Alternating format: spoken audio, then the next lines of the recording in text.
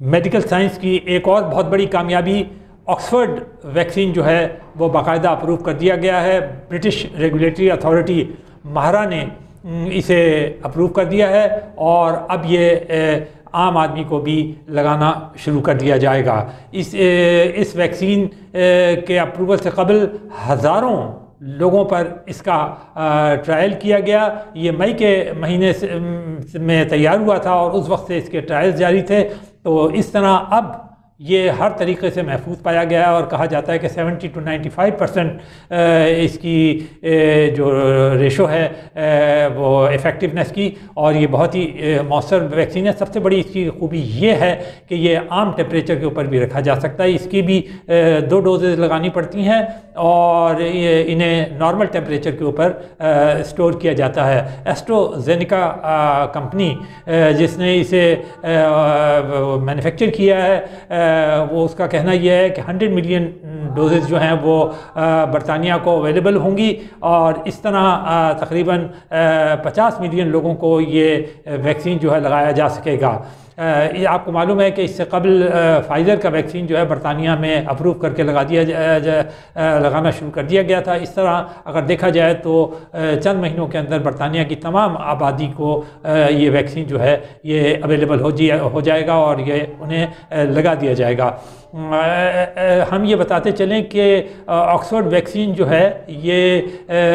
برطانیہ کی ممتاز یونیورسٹی جو کہ عالمی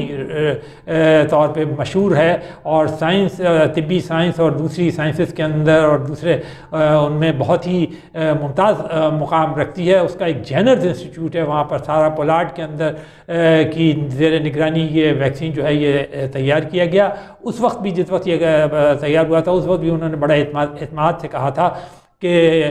یہ ایک ایفیکٹو ویکسین ثابت ہوگا۔ اس کی ایک اور خاص بات یہ ہے کہ یہ باقی ویکسینز کے مقابلے میں سستی بھی ہے، تو اس طرح یہ عام آدمی کو اور ان ممالک کے لیے بہت فائدہ مند ثابت ہوگا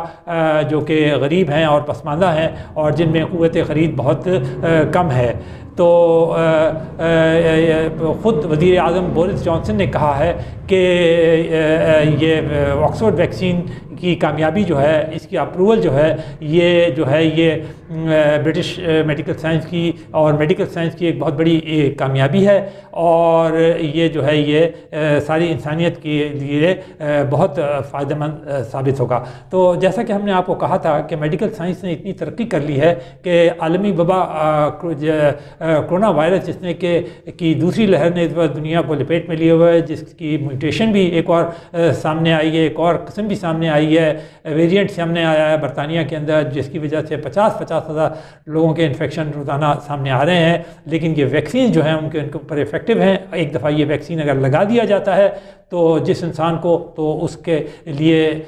یہ جو بچاؤ ہے وہ تقریباً یقینی ہو جاتا ہے، جیسا کہ اور دوسرے ویکسین لگا دیے جائیں تو ان کے بعد اس بیماری سے بچنا ممکن ہو جاتا ہے۔ تو یہ اس طرح اس وقت دنیا کے اندر 3 ایسے مستند ویکسین ہیں، جو 2 امریکہ کے ہیں، ایک موڈرنا ویکسین، فائزر ویکسین، اور اب یہ برطانیہ کا آکسفورڈ ویکسین۔ تو یقینی بات ہے کہ یہ سال کا آخر ہو رہا ہے، 1 سال سے اس عالمی وبا نے لپیٹ میں لیا ہوا ہے، تو یہ سارے لوگوں کے لیے بہت بڑی خوشخبری ہے کہ ایک کے بعد ایک ویکسین جو ہے وہ سامنے آ رہا ہے، اور نہ صرف سامنے آ رہا ہے بلکہ مستند ویکسین جو ہیں یہ سامنے آ رہے ہیں۔ تو لیکن جس وقت تک یہ ویکسین سامنے نہیں وہ لگایا نہیں جاتا، اس وقت تک ان لوگوں کو احتیاطی تدابیر اور سخت احتیاطی تدابیر جاری رکھنی چاہیے جن ملکوں کے اندر کرونا وائرس کی دوسری لہر جو ہے وہ چل رہی ہے۔